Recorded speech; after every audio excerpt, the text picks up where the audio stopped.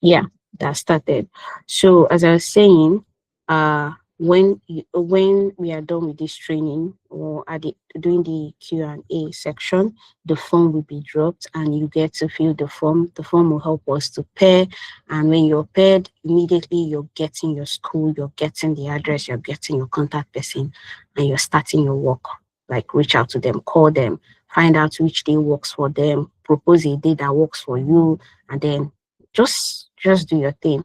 And the fact that there is no slide that will be provided for your training, so you pick your pen and paper. As a facilitator is training this night, you write down things in your own word, in the way you understand it, and at the end you get to prepare your slide yourself, the slide you will use yourself. This is the way you would get to understand if what you're going there to teach them you actually understand, right? I'm repeating this because I started recording and there are some few people that joined after I've said that. So please just make sure that you're getting the memo. That's it, so that you don't miss out. So we'll be starting the training right away. Mr. Joshua is here and he will share his screen. He will show you his handsome face while he continued the training. Thank you so much as you learn. Me too, I'm learning. My pen and jota is here with me too. So yeah, thank you. All right, all right. Thank you so much, Blessing. Thank you so much, everyone. Please, can we confirm if you can hear me perfectly? Yeah, yeah, we can hear you. Awesome. Thank you, Mr. Enoch. Please, over the course of the class, I would like us to just be responding probably with emojis or just text in the chat box so I can be sure that we are following. Yeah, please can we celebrate Blessing once again for this amazing thing that she's building or that she's trying to do. First of all, thank you so much once again, Blessing, for the opportunity. Let's celebrate ourselves too. I know most of us are coppers here, so Joy, Great Michael, Enoch, Abigail, Adegoke, and the rest of the other people that are on the call. Thank you so much for volunteering to be part of what Blessing is doing.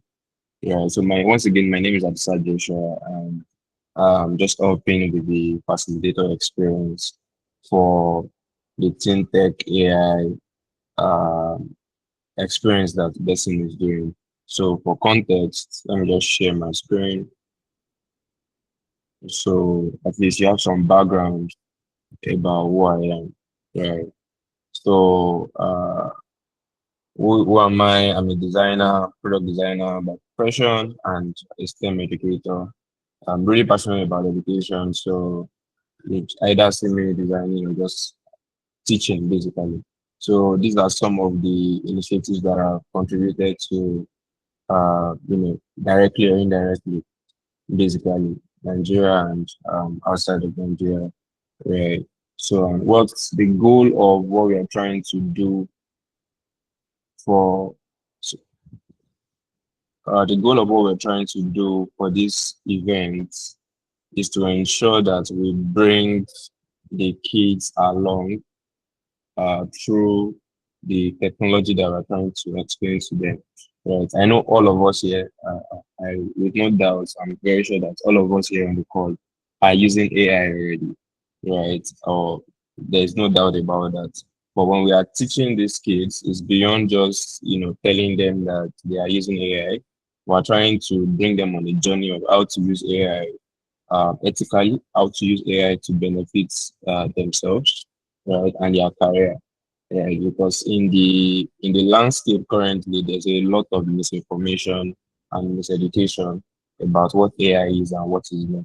And why this experience is most critical for secondary school students is because they are still in their formation stages.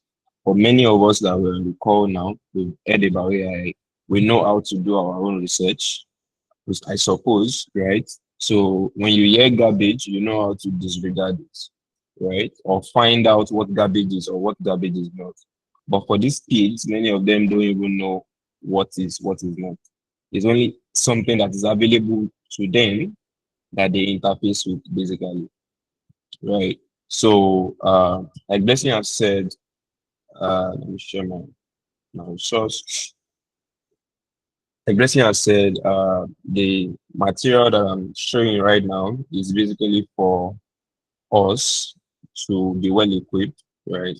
So I will still share this material with us, but it's your own work to now particularly reframe it in the best way that you want to use to teach the kids, yourself and your partner, depending on who is taking the class, when both of you agree, right? So I think that's the first important thing that we want to do, because the way I prepare this slide is the way I want us, all of us that we are here, to understand the course or the section that we are going to be taking. Right. So when you are preparing your own, or you are adapting it as it were, so because when you get prepared now, probably many of you are thinking, that's a whole lot of work. But when you are adapting your own, you are adapting it to how you understand it, how you think, and now you also want to explain it to people. And as Blessing has rightly said, these people are kids, but they are mature kids. Secondary school SS1, SS2 students are not uh, they are not in, what's the English now? They are not ignorant of a couple of things. So you want to be very sure you are well grounded, at least to a very high extent, about what you are particularly teaching, right? Can we all see my screen, please? Because I'm not on Google Meet again. And someone just, Mr. Enoch, can you see my screen? Yes, yes, we can see your screen. All right, awesome. Thank you so much for seeing it. Right. So, one of the important things that all of us have to understand when we want to do this section, as we all remember, Blessing onboarded us and already told us that it's a 1 day section critically, right? So it means that a lot of things have to happen that day. And one of the things that these are just like checklist tips that you should ensure before you start your section, or while you are going to the school that you've been attached to, ensure that at least you have your material that you want to use to teach that day loaded down before, because the issue of network or no network can be a thing, right? And then as we continue, we're going to give you a pre-assessment form that I want you to fill. You give the students to fill, hopefully before the end of the start of the class, and then by the end of the class you should already have an idea of the 5 kids that you want them to represent your work. And I choose these words carefully because whichever 5 kids that you are picking is really based on yourself and your partner's discretion on, okay, this person understands what I've been teaching for the last 3 hours, and not just understand, this person can communicate what I've been teaching, right? And this person engaged very well in the class. So that's like just like a framework for you to have an idea of, okay, who is the kind of person I should be picking, or what are the kind of people I should be picking to be like the 5 people, and then that will represent their school, and then one person that eventually will now be the sole representative, right? So the core pillar of this training that Blessing has put together is really around 4 pillars. Number one is ethics. Number two is how it relates to their career, right? Number three is practicals, right? And then the background information and foundational information of AI, basically, right? So the best way to start the class when you are teaching them is to start with the foundational knowledge. What exactly do they know? Asking questions, right? For 5-10 minutes, what do they know about AI? If I was asking a lot of us now, I'm sure all of us will have 1 or 2 things to say about AI, how you are using it to, how you used it to prepare for your final year presentation papers, how you use it in your NYSC, probably. I'm not too sure if there was a use case for that, but you get the point. Everybody currently that has a phone that is using the internet is using AI one way or the other. So that's like the best way to introduce the students to the class. So you don't start by trying to define AI. That's not the best way to start. Don't start by trying to define AI. Start from the understanding of what do they know about AI. Whether right or wrong, that's not the point. The point is to bring all of them in, right, into an engagement section of, this is what I understand about AI and this is what I don't understand about it. So, and then from there, you cannot build the foundational blocks into this particular um, screen now, because the foundation of AI as it were is basically, at least for the content that we're trying to communicate to the kids, is around these three things, right? So you hear AI, you will hear machine learning, you will hear generative AI. And one of the things I want to happen by the end of the section is that these students can tell the difference between these three. Maybe some of us can, while as we are on this call, maybe some of us can't. There's a difference between AI, there's a difference between machine learning, and then there's a difference between generative AI. What many of us are familiar with is generative AI, the likes of ChatGPT, the likes of video generation tools. And also you would see that the diagram that was drawn here shows how everything maps into each other, right? So it means that the whole body of knowledge is actually artificial intelligence, right? Artificial intelligence meaning that something that can decide on its own based on data that it has been fed, right? And does not require human input to arrive at that decision, right? So basically, just like the way that we think, because humans have intelligence. So that's like computer intelligence. Artificial intelligence is computer intelligence, so to say, right? So the process in which artificial intelligence does what it does is called machine learning, right? That it learns patterns. Because, like I said earlier, artificial intelligence means performing tasks that require human intelligence. But those tasks that it is performing is based on data that it has learned. Humans have fed it millions of data, right? And that process of learning the patterns from those data sets is particularly machine learning. So when you see a generative AI like ChatGPT and you ask it to write an essay or to write a poem about your girlfriend, for example, or to write a poem to your girlfriend, right? So the data is giving you is not new, it's not a new information. What is just good at is extrapolating data from 1 million sources of data that they provided it or that is available online, and then giving you something, right? And then you will now consider that as new. So in the real sense of it, artificial intelligence or generative AI is not producing anything unique, as it were, right? It doesn't have the ability to produce anything unique, at least not yet with the current versions that are out there, right? So it means that every data that artificial intelligence is producing or generative AI is producing is from a data set, right? And this is what is important for us to communicate, right?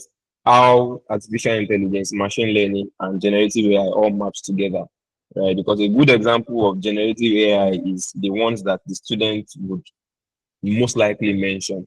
But many of them will not mention the fact that when you are typing on WhatsApp and WhatsApp suggests the next thing to type, that's artificial intelligence, right? That suggestion is artificial intelligence. Those are the things that we've been using normally. When you are using your email, the what happens where your email knows how to sort itself to the right tab most times and often is a form of artificial intelligence. So these are the pictures you now begin to paint back to the students now when they've set their own part of the story, and then you yourself you are now telling them, okay, this is what AI is, right? AI has been existing for very long time, but it has just become more popularly used now because of generative AI, which are the tools. So generative AI in simple terms is tools that can produce new content like text, images, videos, music, what else? Anything that you feel like is a new form of content that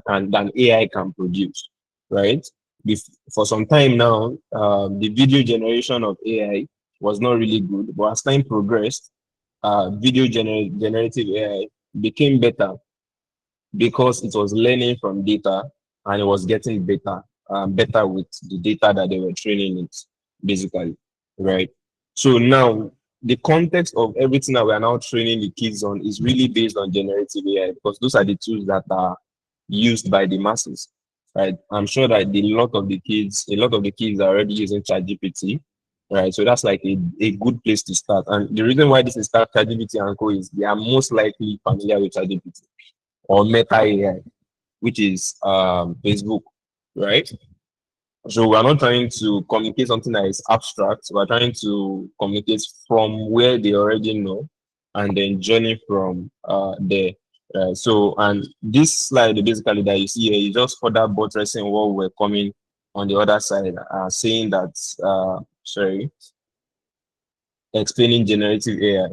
So, like I said, the training now is centered, as it were, on generative AI, but they have to understand that what makes generative AI is because of the machine learning patterns that produces the result that generative AI tools produces, right? And then the core of everything that happens is now artificial intelligence, right? So ChatGPT and Co AI tools that create images, text, code, song, and learn on patterns. You see here now patterns, which is machine learning. So, and one helpful thing for you when you are taking the sections is while you are asking, taking the sections with the student, try to be getting feedbacks. So when you mention patterns here, try to reiterate and be sure that they understand what patterns is from the previous things that you mentioned. Right? If they don't, just take a moment to point them back to it. How that the patterns that you're referring to is now machine learning, right? And then students can, from this understanding, know that ChatGPT, Meta AI, and a couple of AI tools that they use are generative AI tools, video generation tools, song generation tools. Many of them might not know that, depending on their exposure, right? So now the next layer of that is now to explain, like I already mentioned it in passing, what AI does and what it doesn't do.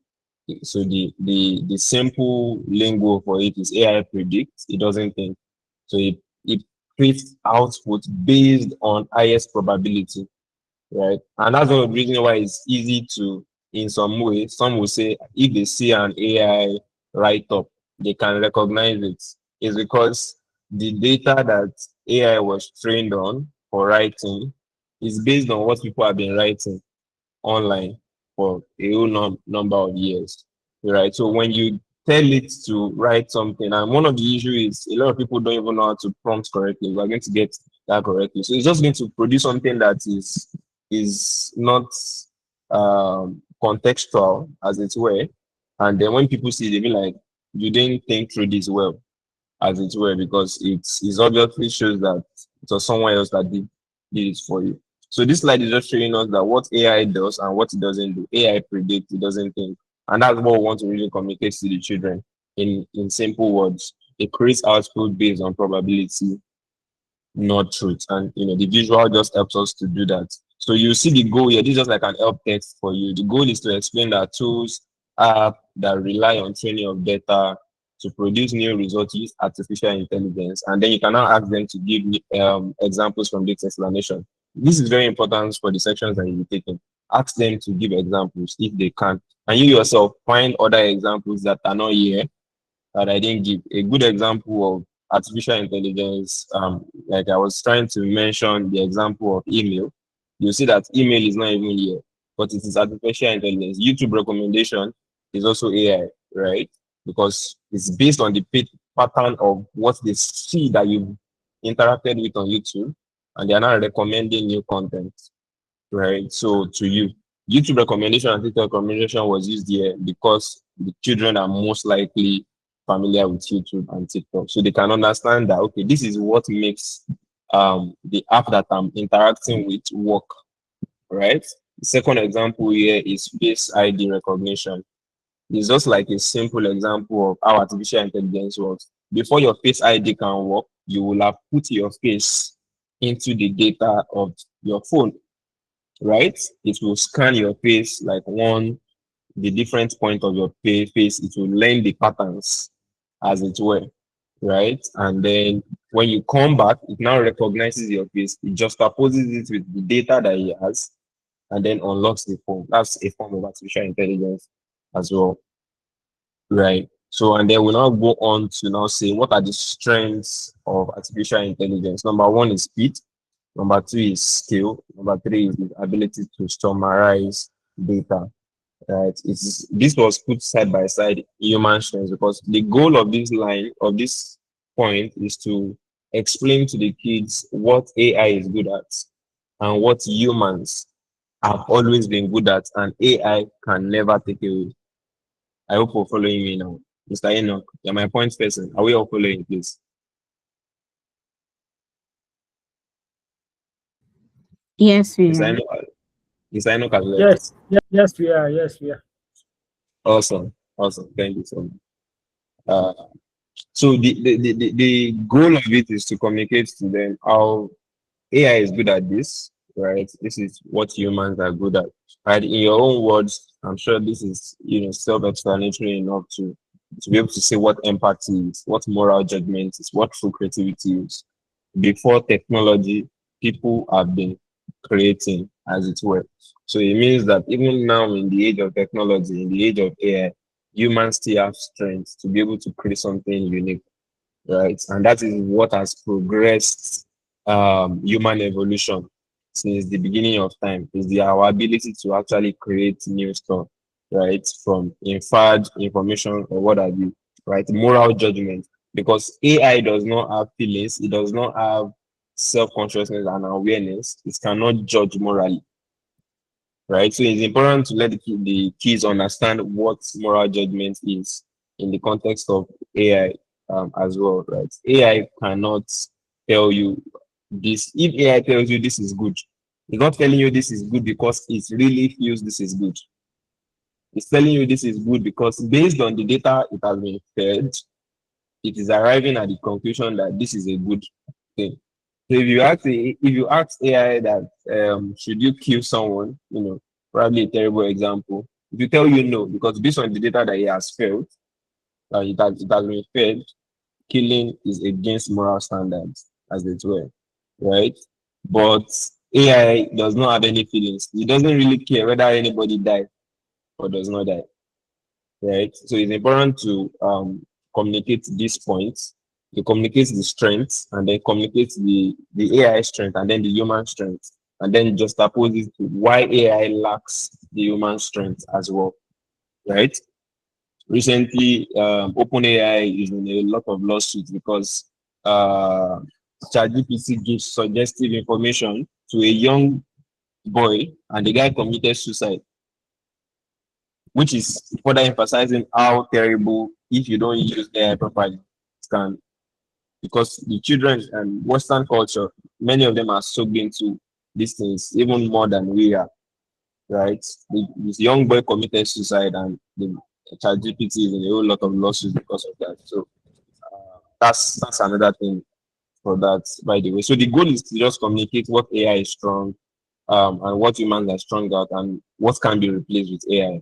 AI can replace empathy, AI can replace moral judgment, AI can replace true creativity, right?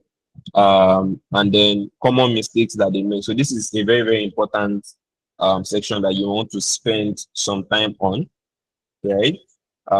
So before you say anything here, you might want to ask them, how do they currently use this AI? Or probably, as at this point, you've heard a lot of things that they are saying from when they tell you which AI it is that they've used. If you've not asked them the question before now, it's a good time to ask them, how do they use AI? So many of them will tell you they use it to do their assignments. Some of them will tell you they just use it to do quick search.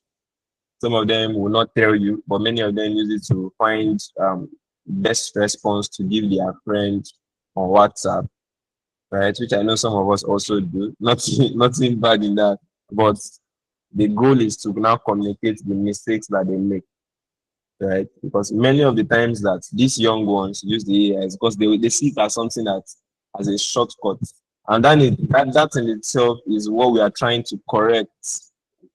We're trying to correct that idea that AI can be used as a shortcut when I don't want to stress myself.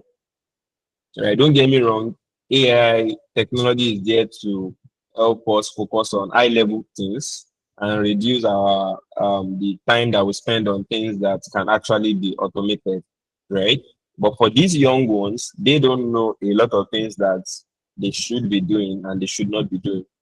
So the goal is to communicate to them what are the mistakes that they've been making with using AI. They will tell examples. You too, from your own judgment, you can tell them that's not a good way to use AI, right? So, these are just common examples that are here. Submitting AI written essays as if it were yours, copying AI answers, what doing is assignments. These were streamlined to the classroom experience. Like, how do they use AI as students? I think that's a better way to frame it. How do they use AI as students, not just as individuals or family people? How do they use AI as a student in their student experience? And just hear from them. Another mistake that many of them make is not verifying if the claims are true and asking the right questions that can help deepen their understanding. Many of them don't even know that the subtext that is under a lot of AI tools is generated, and ChatGPT might make mistake. Please confirm. Many of them don't pay attention to that, and some of us here probably don't too, right? So they don't verify data, and a whole lot of times ChatGPT will give you data that is not factual, and you wouldn't know because you didn't confirm if the data that it's giving you is factual or it is hallucinating. Hallucination is a thing with a lot of AIs, and then there's psychophancy too, but because of the children, we're not going to deep into that, right? So we've established what common mistakes they make rather when using it, and the goal is to let them know that when they use these shortcuts, I don't finish that before I learn. When they use this shortcut, it feels good, but it's hurting them in the long run because now they are now relying on an external tool to help them do the thinking. If you ask many of these children to write a simple email without any help, many of them can't. And just in case you are here too and you fall into the same shoes, retrace yourself. Try to, because it looks unharmful when you use it to write the first email. By the time you are writing your 50th email, you just find out that every time you need to write an email, the first thing you go to is AI. And on the surface level, you might think that is not wrong, but what it is clearly telling you is your memory muscles to be able to join words together is reducing, and you are relying on AI every time. So for good understanding, it's better that anytime you want to do something, at least write the first draft. And this is one of the things that is not here that is probably good that you take notes to communicate to the children. I think it's probably going to be further than write the first draft. Always make it an habit of writing the first draft or having an idea of the thing that you want to do, right? And then you cannot tell AI to help you refine it. Because if not, like I said, on the surface level, it looks like it is doing you a good thing. But as time goes on, you will find out that you yourself will find it difficult to articulate the thoughts in your head. Because now, even 3-line email, you are telling AI to write it for you. If you want to do something, so that's what we want to communicate to the kids, that shortcut is not good for their brain because they are now going to be over depending on AI. And the exams that they are going to write, AI is not going to be there to help them, number one, right? And the real world that a lot of them are entering, remember that we are, the targets for this experience is majorly SS2 and SS3 students. The real world that they are entering, there are a lot of things that they will not be able to do if they are over depending on an external tool. So remember where we are coming from. We're coming from the fact that one of the strengths of human is creativity. And creativity lies on our thinking faculty. And what I mean by creativity lies on our thinking faculty is every time we now rely on shortcuts to do something with AI, we are short-circuiting our ability to think as individuals.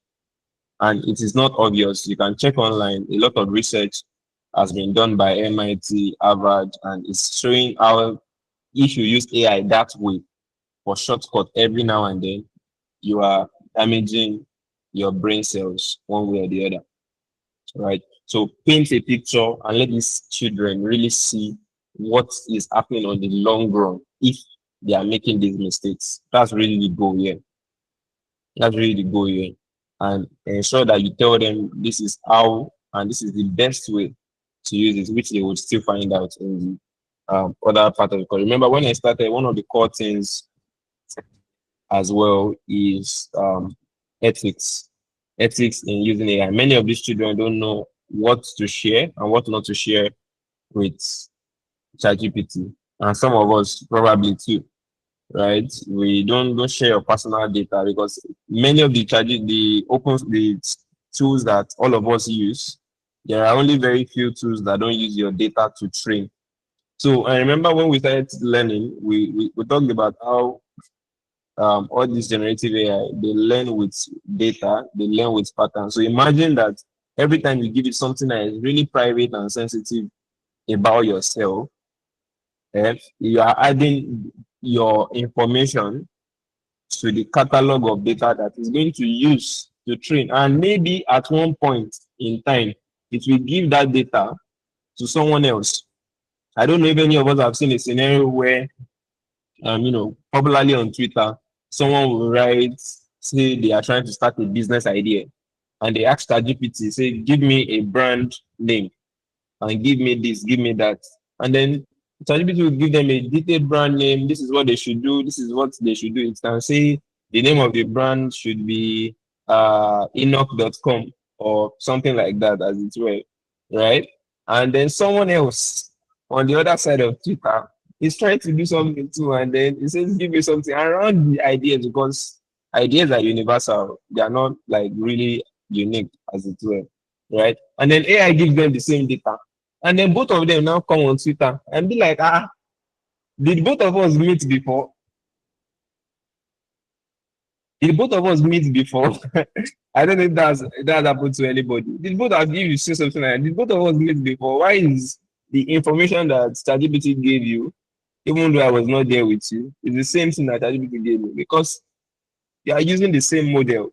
It's trained on the same data. So the chances that it could give you, and the issue most likely is because you are not even prompting it correctly. So based on the information that is readily available, it's just going to give you something similar, something generic, as it were. So when it gives you something generic now, it will now look like, okay, who is the thief here? Right? Who is the thief here? And that's the issue. Right? So now imagine paint that picture in your head as though now we are giving it your home address. Your home address is going to show up for sure in someone else's data. When they ask that, I'm trying to do a project, give me a mock home address in Nigeria that I can use for this project, because you gave it your home address. That's your personal information. So this is what we want to try and communicate to the kids. Yeah, personal information like their password, their personal private pictures. This might seem like common sense to a lot of us here because we're adults, but you would be amazed what these children are uploading to ChatGPT. Right? And that's the ethics part of what we are trying to communicate here.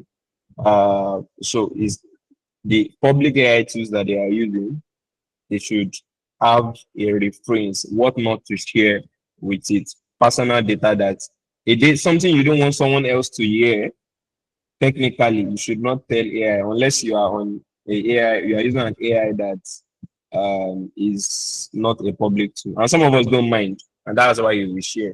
So if you don't mind, you can share. I'm talking to us, our adults, but for the sake of the children, we're trying to communicate that if they don't want someone else to hear something or show up somewhere, they should not share it with AI, basically, because that data, that information is going to be used to train the model and the consequent models that they are going to be producing in the future. And that data might just show up in someone else's face, right?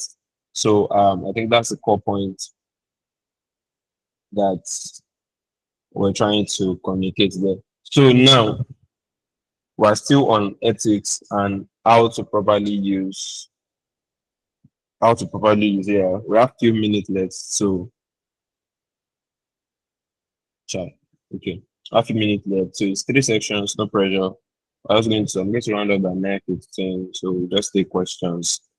So the next slide I will see here is questions to ask to for a deeper understanding and to always verify.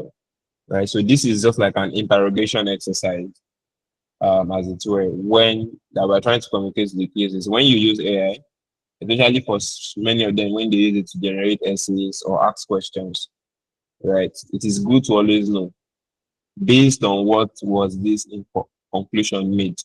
Because if you ask AI based on what conclusion, based on what data was this conclusion that it gave you, was it made, it's going to tell you. And you yourself, you will now see, because we must always remember that as humans, we are biased. So when you think of humans and know that humans are biased, and then you think of AI, you will also know that AI is biased. And what that means is because the humans that trained the data are biased people. So the data that was used to train AI is biased. And that's why many times you will see that some certain context that is peculiar to Africa, to Nigeria, is not in the training of ChatGPT of OpenAI, all these models, because a lot of those data that was used to train those models were even wrong in the first place. And that's why a lot of institutions right now are trying in Africa are trying to do their own training and create their own data centers for AI training, because we cannot always continue to rely on whatever Westerners provide for us. The point is AI information is biased. So it's always helpful to know if you ask it something that is important, where is this conclusion coming from? Right? And then asking it why. Okay, why is this the right answer? Because what that does to you when you ask it these questions is you digest, okay, you understand the thinking process, and which is the way you would normally want to interact. Someone will not just come to you physically and say that A is equals to 2 plus 2 is equals to 9. And you just accept that as a fact because you feel like the person is a professor. Because the person is a professor doesn't mean that it's correct. So you want to ask, why is 2 plus 2 equals to 9? How is 2 plus 2 equals to 9? I'm just trying to bring that down now. Right? So for some instances, when is 2 plus 2 equals to 9? Are there certain scenarios that have to happen that will make 2 plus 2 equals to 9? Right? So feel free to modify this, but this is like a question framework that we're trying to communicate to the kids that every time they want to collect information from ChatGPT, from Meta AI, that is important information, especially that relates with learning, because there's some information that is not really important as it were, if we're being sincere, that you can just pass and just go and do whatever you want to do. But something that relates with education, you're trying to use AI to find something that you want to use it to submit an assignment in class. Don't just say do this and then give me a result. If it gives you a result, why is this true? What if the opposite is true? What is the data? What was this conclusion based on? How does this come to be? It will give you context to all of those things, and then you can have an holistic overview. And why many of us avoid this process, because we feel like it is cumbersome, right? But the fact that it is cumbersome is pointing to something. You are not trying to use what is here. God has given us this, and many of us are trying to avoid the usage of that thing. So that's why we feel like asking just these simple questions that gives you a holistic knowledge. And when this gives you an holistic knowledge, you can make judgments yourself. Remember what humans are strong at. Humans are strong at making judgments. We have a moral compass. You can effectively be able to look at life from your own lens of view. AI does not have a lens of view, and make a judgment that, okay, I understand the context of this information. AI does not, quote and unquote, understand the realities of being a Lagos NYC copper like you do. It might do based on the data that is available online, which can be biased, might not be totally accurate. In fact, it is not totally accurate.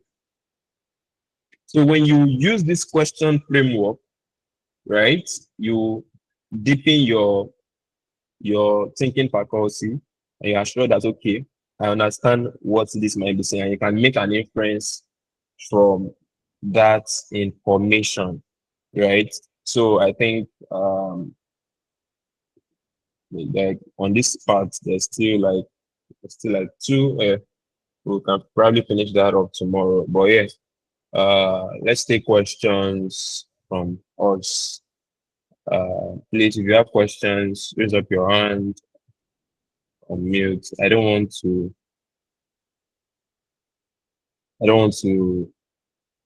exceed the time that I was given. Questions, please.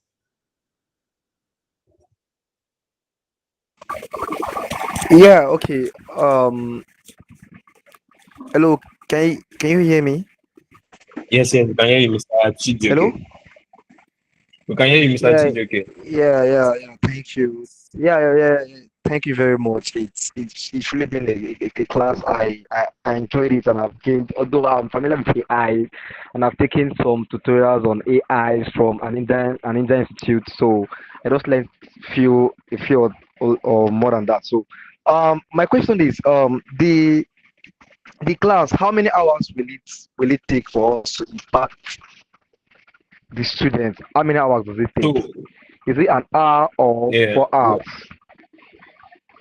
okay, so you have, if in correct the me if I'm classroom? wrong, In the Blessing. I classroom, think the yeah. class is for 3 hours.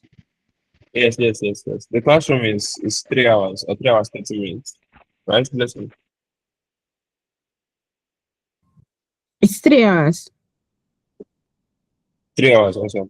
So the way this slide is designed is this part that I'm taking you now would not take more than 1 hour of the class because there's still the practical place where you are going to do stuff. The students are going to create stuff. So that's where the larger percentage of the time is going to go. Right? But it's just important that all this information is communicated to them as well. Does that make sense, Mr. Chibuke? Yeah, all right. Yeah. I get it. And secondly, like I said, when I was filling the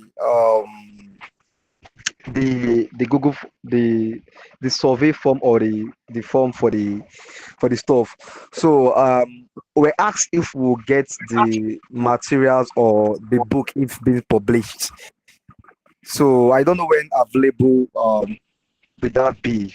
When will it be available for us to kind of purchase it? Is it something online? Is it a physical book that we can just go through, have a glance of it, or if you have time, you read ahead of time too?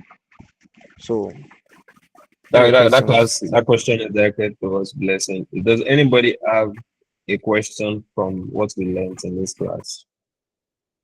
Some things that were not clear that you feel like, okay, how do I do this if I was doing this? Blessing would answer your second question, Mr. TJK, but I just want to ensure and confirm if nobody else has a question. Please ask questions. Like Blessing said earlier, uh, you are going to have this access to this material, but we want to see your own adaptation of it, right?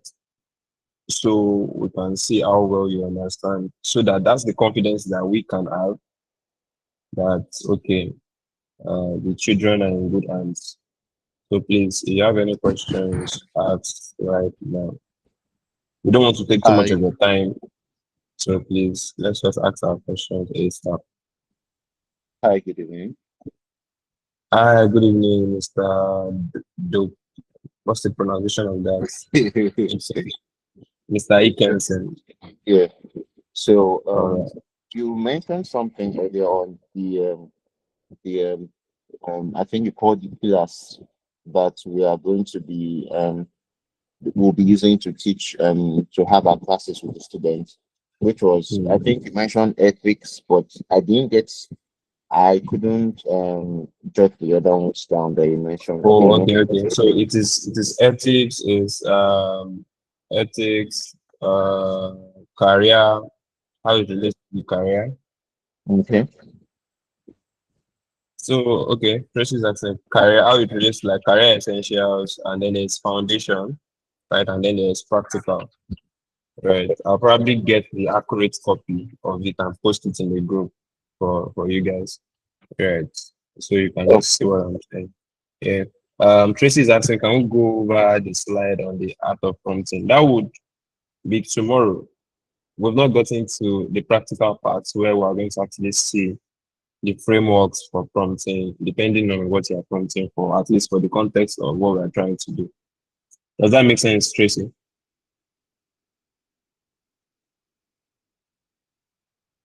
Suppose it does. All right. Any other question before I hand over to Blessing so we can continue tomorrow? So it means we all understood everything that was said in the past.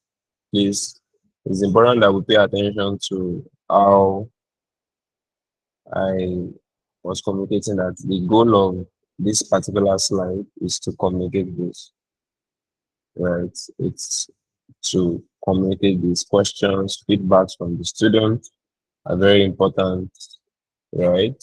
And yeah, so if you are not clear about anything, feel free to drop a question in the group.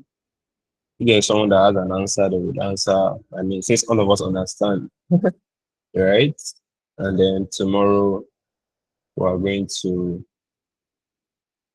properly continue. And I know the time was 8:30 to 9:30, so I don't want to take too much of our time because I'm sure we all have our busy schedules. Right. Is that fine, Blessing? Yeah, thank you, Mr. Joshua. Thank you, thank you, thank you. It was an insightful class from my end as well. And the way that we don't have questions shows that we totally understand. Just to mention, the recording will be uploaded on YouTube and the link will be shared. So if you joined us late, you missed a lot. So please go back. And for the fact that you're preparing your slide for your class, you know that you don't need to like miss out on anything. That being said, Chijoke asked question about the book. So the book basically is a more voluminous part of what you're learning now, and the book is for your personal. It is what will be distributed to the students on the D-Day of the event, right? The student will have a copy of the book, but as volunteers, you're like, okay, are you interested in having the copy of the book as well, right? Some people said no, some people said yes. It's for your personal, like, okay, because it's a more detailed like book, talks a lot about machine learning, talks a lot about AI ethics, responsibility, governance, the use of AI, and everything you need to like. Let's say the summary of what you're learning now is what is in the book, right? So it's for your personal use. If you're like, okay, you finish volunteering, I'm like, okay, one of the things I got from volunteering here is like I have a book on AI. Do you get? So that being said, thank you so much for showing up today. I really, really appreciate those that join on time. Those that join late, let's do well to join more early tomorrow so that we can be able to finish Mr. Joshua's slide tomorrow. So that on would use the rest of the tomorrow and next to work on our own slide on Saturday. If you have any question on Sunday, if you have any question, you can just jump in and ask. We've not even gotten to the broadcast aspect. And I want to mention that aside the survey that will be given to you, there's a pre-survey and a post-survey, right? A pre-survey is the one you just first enter the class, you give it to the student and they'll fill. And the post-survey is after training, then to assist to use to know what they have learned. Did they really learn what you've taught them? And both surveys are for deep research that would be published, and it's just that way, and all of us would maybe have access to it and also be attributed to that research when it's publicly published, right? And because of that, so whatever you're teaching or whatever how you're delivering, you should just know that you are assessing your mode of teaching at the end. And this survey, when you collect it back, you have the role to take your time to upload it to a sheet and share with us whatever response you got from both surveys, right? So yeah, that's the end of it. If anybody has any question, please you can ask anyone that is now related to the training itself and not to the class we just had. I'm all ears if you have any question.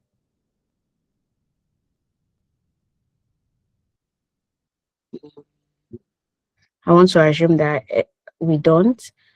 Okay, no problem. If you find the need to still go back to this recording, please do. It's very important. Please do go back to the recording when we have it available on the YouTube channel. And please, if you've not subscribed, please subscribe. We are going live on the day of the central event, and like all the schools that will be visited for pre-approval, we told them. So in as much as it's only 5 of your student that is in the main place, you can tell your student to connect, you can connect, and every other person get to watch from the school environment or wherever.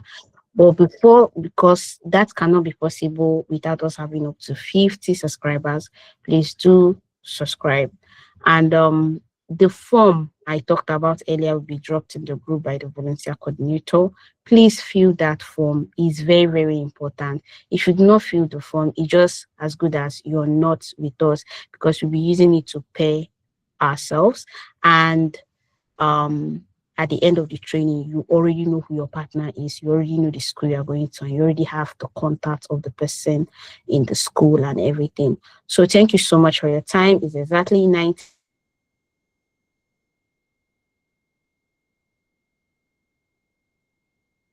Thank God it's Friday. And bye, everyone.